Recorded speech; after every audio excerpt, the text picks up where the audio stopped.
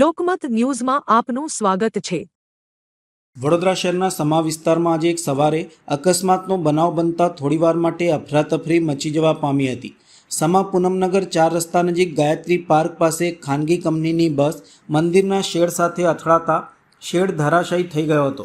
મળતી માહિતી અનુસાર આજે સવારે કર્મચારીઓને લઈને ઓફિસ જતી એક બસ અચાનક તેના ડ્રાઈવરને ઝોકું આવી જતાં બસનો કાબુ છૂટી ગયો હતો અને જેના પરિણામે બસ રોડ સાઈડ ઉપર આવેલ મંદિરના શેડ સાથે જોરદાર અથડાઈ હતી।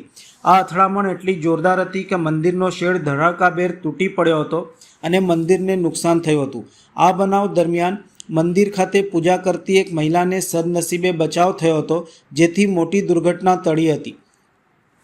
અકસ્માત બાદ આસપાસના લોકો તાત્કાલિક ઘટના સ્થળે દોડી આવ્યા હતા અને કાટમાળ હટાવવાની કામગીરી શરૂ કરી હતી। બનાવ બાદ બસ ડ્રાઈવરે પોતાના માલિકને ઘટના સ્થળે બોલાવી લીધો હતો અને પોતાની ભૂલ થયાની કબૂલાત કરી હતી। બનાવ અંગે પોલીસને જાણ કરવામાં આવતા પોલીસે પણ સ્થળ ઉપર પહોંચી આ મામલે તપાસ હાથ ધરી છે। આ બનાવના પગલે વિસ્તારમાં થોડા સમય માટે ટ્રાફિકની સ્થિતિ પણ પ્રભાવિત થઈ હતી। પોલીસે સમગ્ર મામલે આગળની કાર્યવાહી શરૂ કરી છે।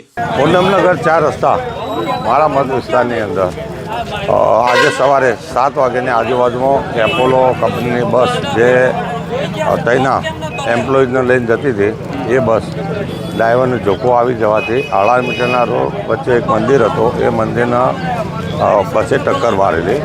તો આજે લોકો ભેગા થયા છે, પોલીસને અત્યારે હાલ જ જાણ કરેલી છે ને બસના માલિક બી આવે છે ને ડ્રાઈવરને એવું કહેવું છે કે મને રાત્રે ઝોકો આવી ગયો સવારે વહેલા, એટલા માટે એને ગાડી ઠોકી છે। આને મંદિરમાં એક બેન પૂજા કરતા હતા, પણ સદ ભગવાનની મહેરબાની કે એ બચી ગયા, કારણ શેડ છે એ દિવાલ ઉપર ટકી ગયો એના લીધે।